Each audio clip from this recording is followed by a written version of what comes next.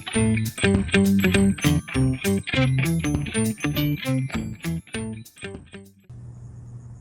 guys, welcome to another episode of Scientific Minds Unite. I'm sitting out here at Allen J. Prep, looking up, seeing how beautiful of a day it is. It's about 65 degrees, it's sunny, so there is blue sky. That makes me think about weather. And so on this special edition of Scientific Minds Unite, we are going to have a conversation with a meteorologist, and we are going to have Miss Kate Gardner with us today. If you will, take a look at her bio and some clips of her career as not only a meteorologist, but also as an actress.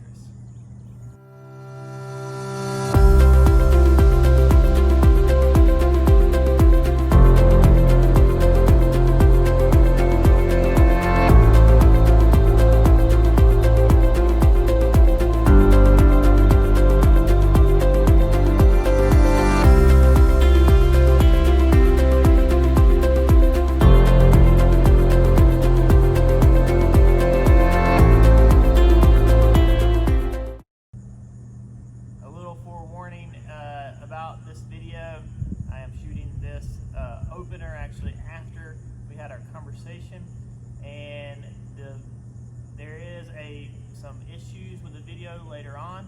You can probably still hear our conversation, but the video kind of goes out.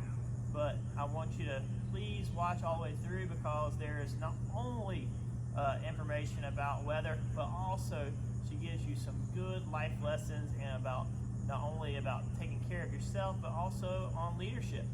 So if you will, take a look.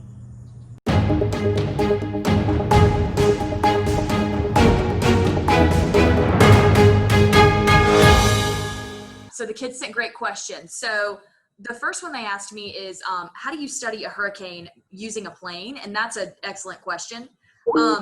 What happens with that is it's pretty complex, but it's, so I say NOAA, NOAA, what they use is specialized aircrafts and instruments to fly through a hurricane. It's not for everybody. It's not something a normal plane would want to do, but these are specialized aircrafts. And as they do it, it's really the one way that you can identify where the eye of the storm is.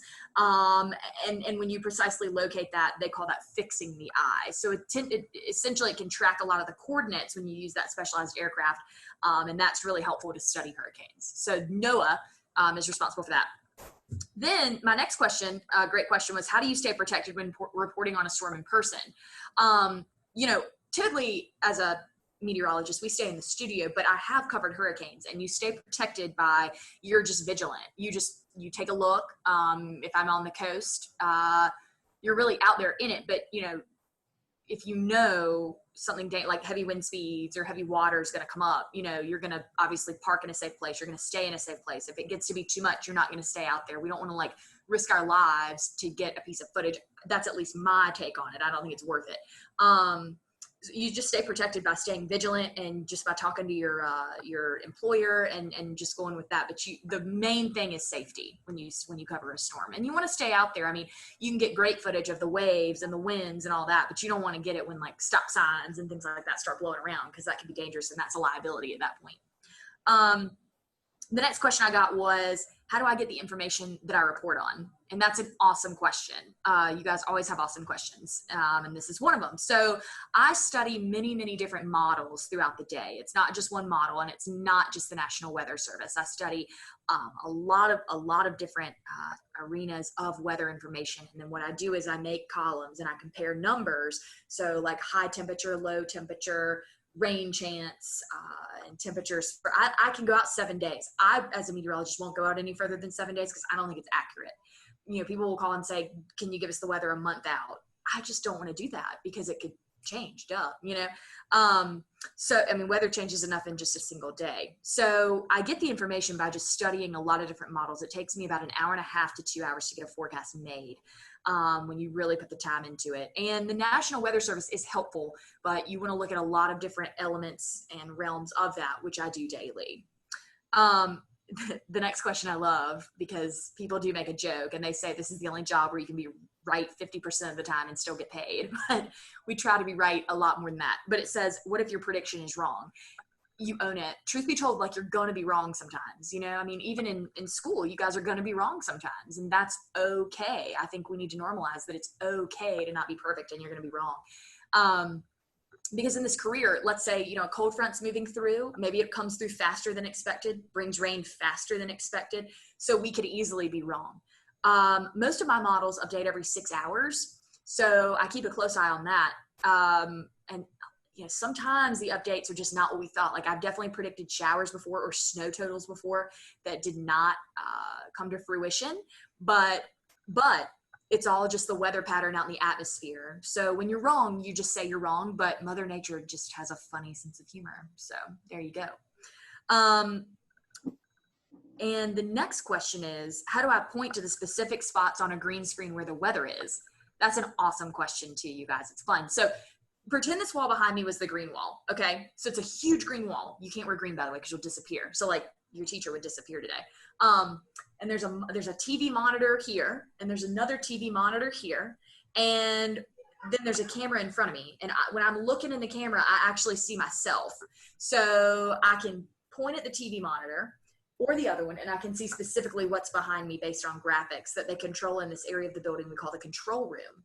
And so it took a while when I first started doing weather, like 8 years ago, to know specifically where to point. But now it's pretty easy. And when the pandemic goes away, you guys need to come in and you can see for yourself how to point. We'll make sure we do that.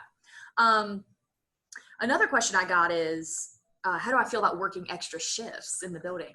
So I love it. So I think this is a good lesson to take with you even in school, especially because I'm sure you guys are all putting in extra time with school now because there's just so much to get done and it's virtual. For me with extra shifts, it's always a learning opportunity. Now there are shifts I like better than others. Like I don't love doing the morning shift. I'm not 22 anymore, so I'm tired. So I prefer my 9 to 5, but I do love the evening shift too. When you come in at 2 p.m. and work until midnight. I like that a lot. You get different opportunities on every show. And I think that doing different shifts, you grow. So I think that's good for you guys to remember too. When you have to do the extra work, is it fun? It can be, and you will grow, which is really cool. You learn a lot. And I get to work with different people, which is fun. So, like, I mean, that's part of leadership there is just growing. I mean, doing different things. That's what our school's all about is growing as a leader. And so doing that kind of thing is important because you grow, as a leader. It really is. Never, ever be scared. You don't want to get complacent. So you never want to just say, well, I'm doing this. This is all I'm going to do. No. Strive for more, grow. Because the more that you're willing to do, the more impressive you're going to be and the more you're going to stand out. And I think today, especially, it's really good to stand out. So if it puts a smile on your face, like this job every day puts a smile on my face, I love extra shifts. Does math always put a smile on your face? Probably not. But like, if you do it, you can use it later in your career, So that's really cool. Leadership is really important, and you guys have great leaders at your school. So am I familiar with creating and editing weather graphics? I am. I do it every single day. So we use a system called TrueView Max, and I can build any and every graphic on there. We also have graphic designers here at the station, one specifically named Kenny that I love to work with, and anything I imagine I can do. And yet again, that goes back to leadership. Anything you imagine is possible. So I build graphics for all kinds of weather events: snow, rain, storms, sunny days. I have a golf forecast. I have a running forecast, a tennis forecast, a gardening forecast, a playground forecast. So all these forecasts, because they're fun. And I'll tell you what, for a fun project, if you guys ever think of any graphics that you think would be cool, email them to me. Anything that you think would be neat. But I do work every day at making new graphics. And that's one thing that I try to challenge myself with pretty often. So there's that. Question for you there. What program do you use to make your graphics? Well, I make all mine on that TrueView Max system because I'm able to do that. And we have a lot of elements and icons and text saved in that system. I'm not sure what our graphic designer uses, but he uses something good because they look good. So yeah, that's what he uses. What kind of educational background do you have to be a meteorologist? Well, there's great schools for meteorology. There's NC State, I think UNC Charlotte, and I think UNC Asheville, but NC State's amazing. I went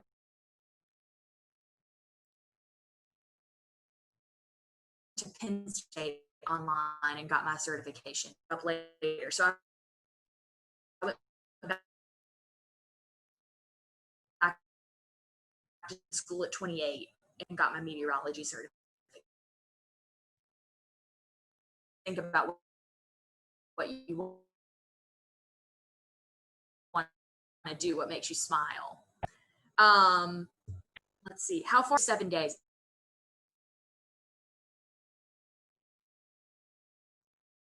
I can do 3 days, no issue. Okay. 5 days, I can do it. It's going to change. 7 days, we do it. It's going to change. Van Denton will go 12 days. Weather does change. So I'll go out 7 days and Van will go about 12 days if needed.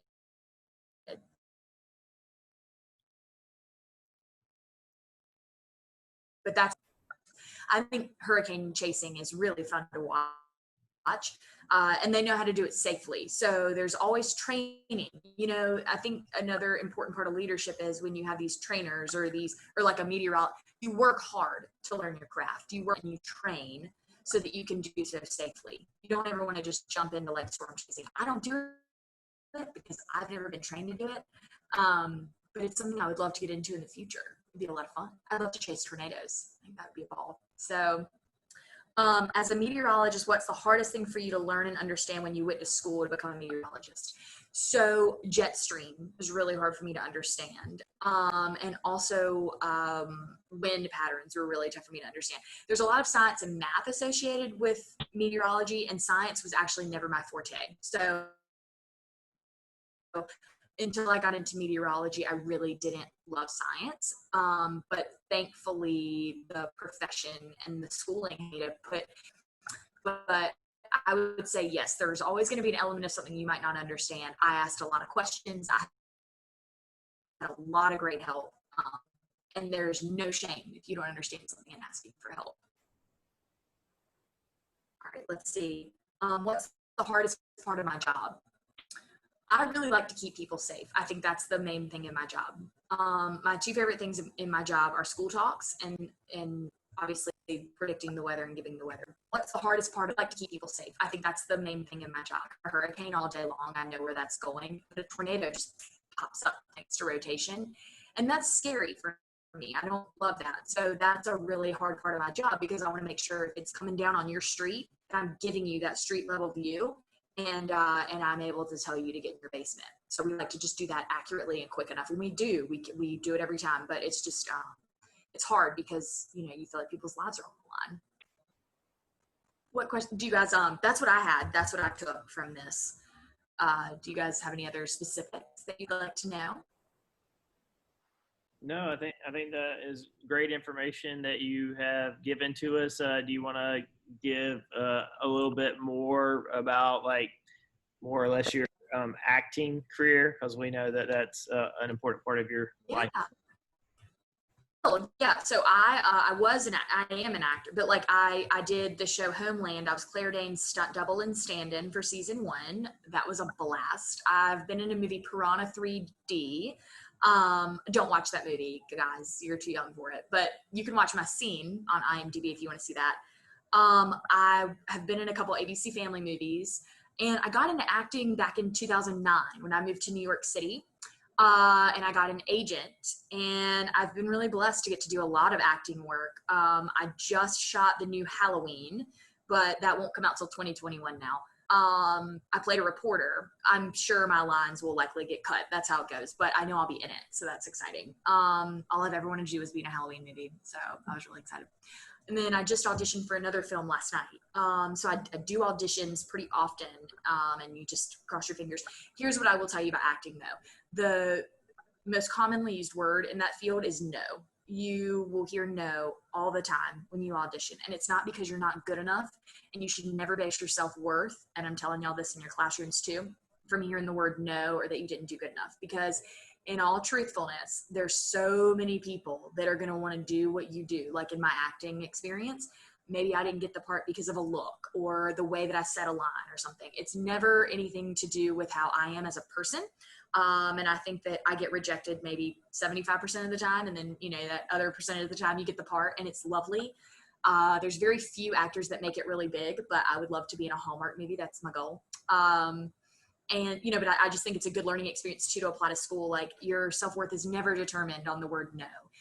Anytime you hear the word no, you should keep hustling and you should keep trying and working hard if you're loving it and having fun. And so I do love my acting career. That is actually my first love, and then weather's my second. But, you know, and that's just honest. So it's really fun to get to audition. Now we're doing, like, I can't go to my agent's office because of COVID.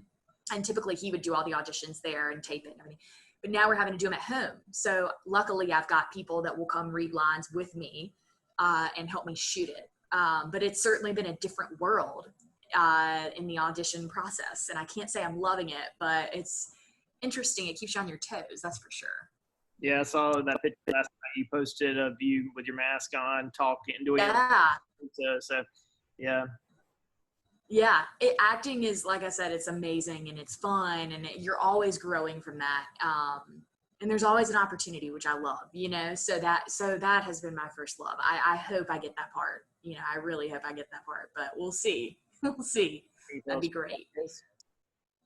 Oh, say that one more time. Can you tell us what that kind of role you are for? I cannot, but if I get it, I can. But legally I can't yet. But I hate that. I wish I could. Right.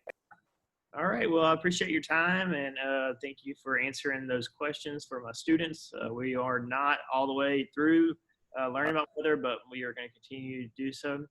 And we have a student here, actually, Brian Slocum's son is a student here in 5th grade, so we will actually probably talk to him at some point as well.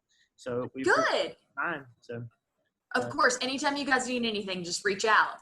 All right. Well, I appreciate your time today, and we'll talk again soon. Okay. Thanks. Bye, guys. Have a great day. So this has been another episode of Scientific Minds Unite. We appreciate Ms. Kate Gardner for taking time out to talk to us today in our special episode of A Conversation with a Meteorologist. Please tune in next week for something new and exciting in the world of science. Have a good week.